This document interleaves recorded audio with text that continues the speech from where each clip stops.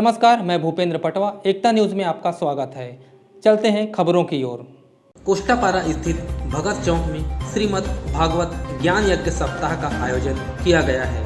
कथावाचक बाल व्यास रामनाथ तिवारी मथुरा हैं, जो अपने मुखारविंद से भगवत कथा का रसपान करा रहे हैं। गुरुवार को उन्होंने कृष्ण जन्मोत्सव और वामन अवतार की कथा सुनाई। कथा श्रवण करने भगत चौक सहित आसपास के लोग बड़ी संख्या में पहुंच रहे हैं।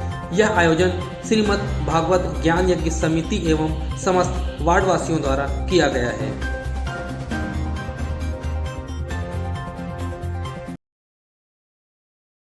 हाँ, तो बेटी का ब्याह करो, ये सब बातों का विशेष ध्यान दिया करो। लड़का 50 साल का है, लड़की 25 साल की है, पिता शादी करके आ गया। जब लड़का दरवाजे पे आया, लोगों ने देखा, बोले बुढ़ा लेके आए हो।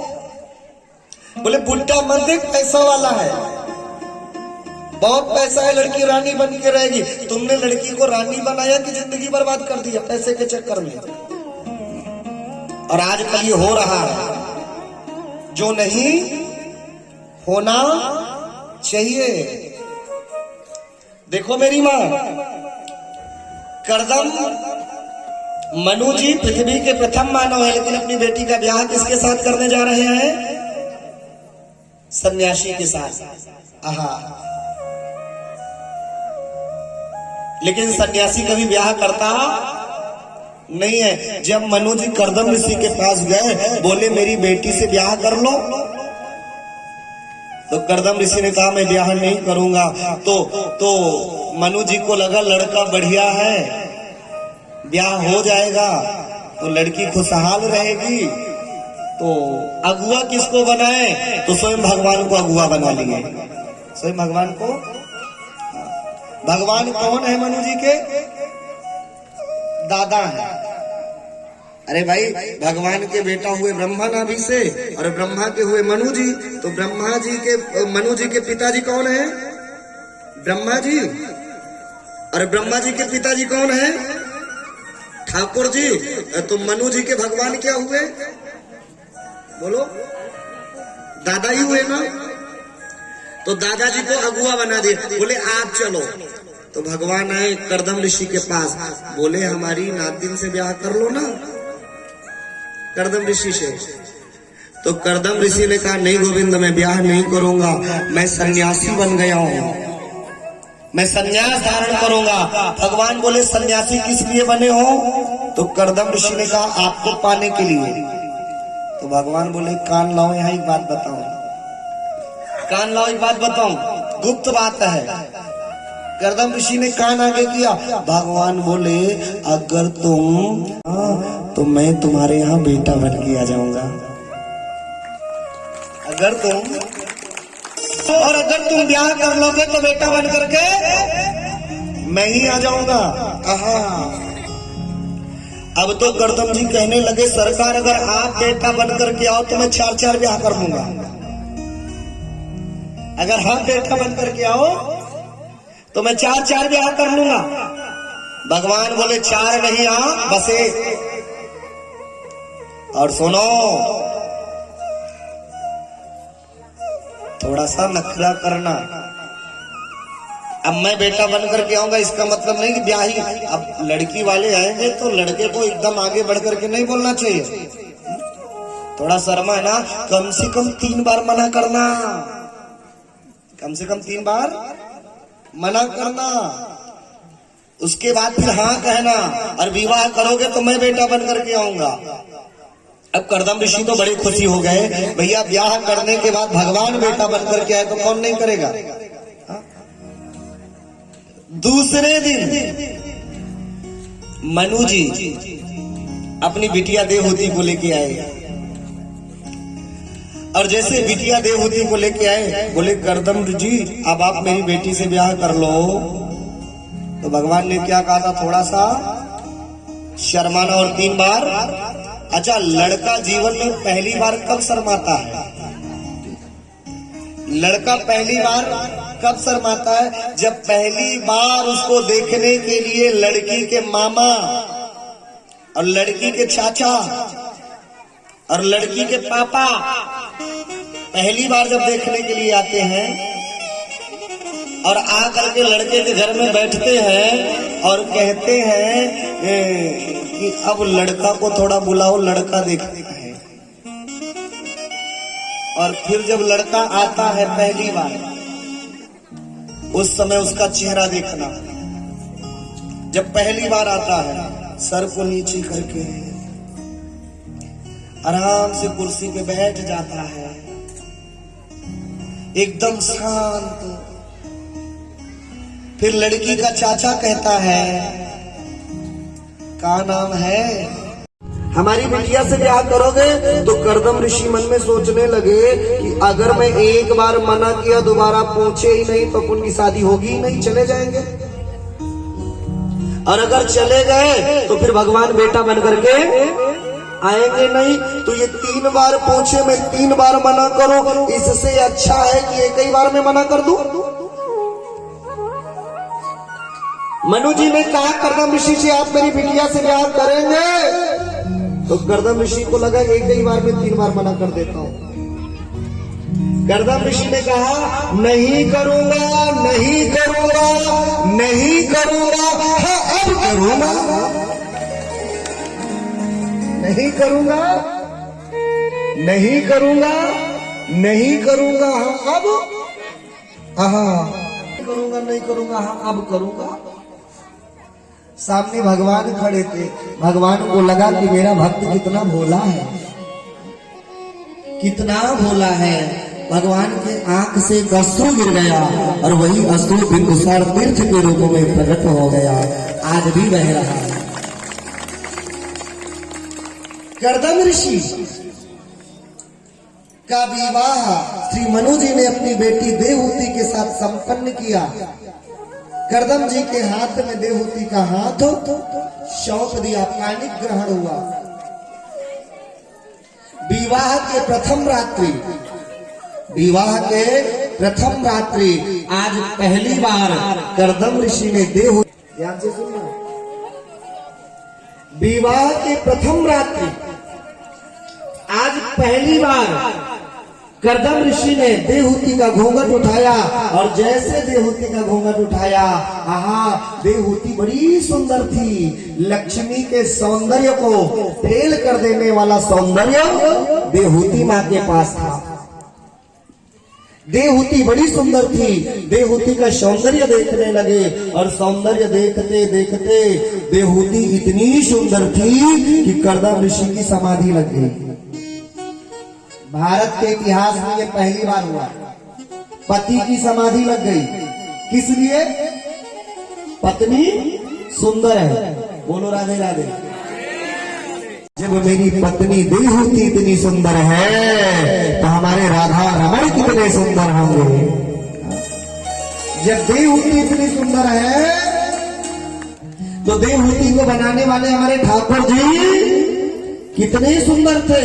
दृष्टि कहाँ थी और कहाँ से कहाँ चली गई? दृष्टि कहाँ थी और कहाँ से कहाँ चली गई? आहा, जब देवहूति इतनी सुंदर है तो ठाकुर जी कितने सुंदर हैं। जब देवहूति इतनी सुंदर है तो किशोरी श्री राधा रानी कितनी सुंदर होंगी। नजर पड़ा देवहूति के ऊपर और याद आ गया भगवान का, बांके बिहारी लाल का। आहा, कहना ही क्या, समाधि में चले गए। सैकड़ों वर्ष तक समाधि में पड़े रहे। ध्यान देना मेरे भाई बहन, आज हम लोग संसार के सुंदरता को देख करके मोहित हो रहे हैं, है ना। हमको कोई सुंदर व्यक्ति दिखता है तो ऐसा लगता है कि उसका कांटेक्ट नंबर मिल जाए। हमको कोई सुंदर व्यक्ति दिखता है तो ऐसा लगता है कि इससे 2-4 बातें हो जाए। जरा विचार करना, कभी आपको कोई सुंदर व्यक्ति दिखे ना तो ये भाव लाना कि जब ये इतना सुंदर है तो इसको बनाने वाला हमारा बांके बिहारी कितना सुंदर होगा। जिसने इतना सुंदर फूल बनाया है, ये फूल जब इतना सुंदर है, ये फूल जब इतना सुंदर है, तो इस फूल को बनाने वाला मेरा कन्हैया कितना। आइए 2 लाइन गुनगुनाइए। नाम तुम्हारा तारणहारा, नाम तुम्हारा तारणहारा, जाने कब दर्शन होगा, जाने कब दर्शन होगा।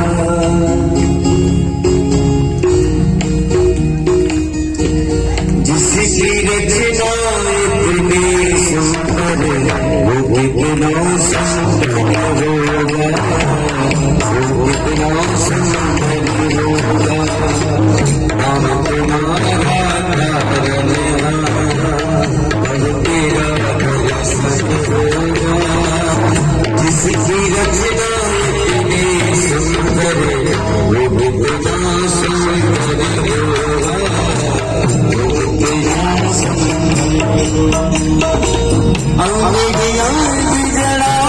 जड़े और शीश बनी बगिया जली तारी, मोती नमान गुजे लटके लटके लटके लटके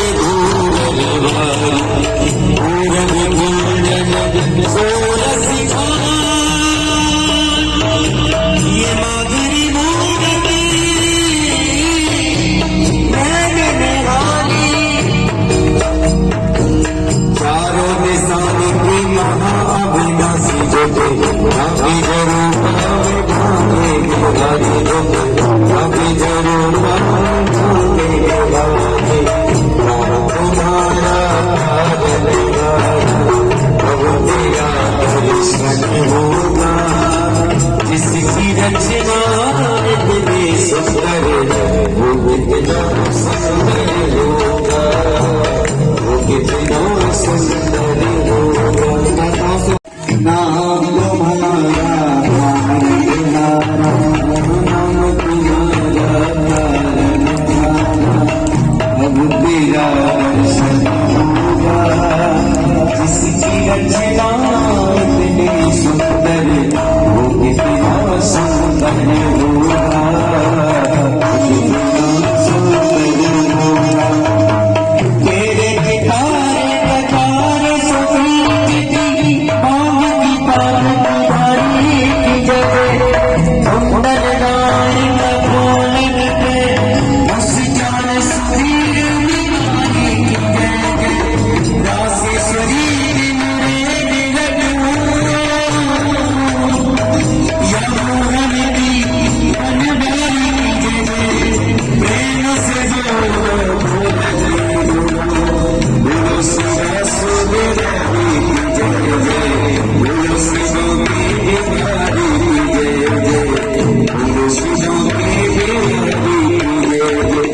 नाम तुम्हारा तारणहारा, अब तेरा दर्शन होगा। जिसकी रचना इतनी सुंदर, वो कितना सुंदर होगा, कितना सुंदर होगा। जय जय सब देव विमानन, मंदिरोचन बोलन जय जय, जय जय रघुव्यास पराशर, बोल रहे सनकादिक जय जय, जय जय रंगीले रसीले छबीले की, तुलसी की बिहारी की जय जय, तुलसी की बिहारी की जय जय। नाम तुम्हारा तारणहारा, अब तेरा दर्शन होगा।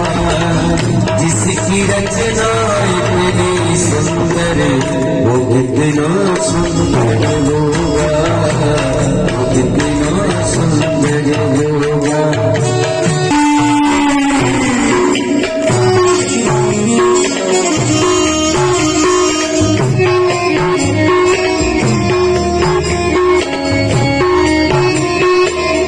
हम लोग 2002 से चालू करवाए हैं। पहले तो हर 3-3 साल में होता था, पर कुछ ये कोरोना कारण इस साल 10 साल के बाद हो रहा है ये आयोजन। क्यों करवाते हैं? बस संसार में सुख शांति रहे, ये जो आपदाएं आ रही है वो बचे रहे। कब तक चलेगी? ये 3 तारीख से चालू हुई है और 10 तारीख तक चलेगी। क्या क्या कथा सुनाया जा रहा है महाराज जी की? भागवत कथा से संबंधित जो भी कथाएं हैं वो सब है। आज कौन है कथावाचक यहाँ? आज वो है वहाँ वृंदावन से आए हैं श्री रामनाथ जी तिवारी महाराज जी हैं वृंदावन से आए। आज कौन सी कथा सुनाया जा रहा है? आज है वामन अवतार है और कृष्ण जन्म है। ये 3 जनवरी से स्टार्ट है जो 7 दिवसीय चलेगा और इसका उद्देश्य है भागवत कथा का सुख समृद्धि सब बनी रहे, सबके लिए अच्छा हो, धमतरी वासियों के लिए, क्षेत्र के लिए सुख समृद्धि बना रहे, इसलिए है। ये जो कथावाचक है कहाँ से आए हैं? ये कथावाचक महाराज जी हैं जो वृंदावन से आए हैं।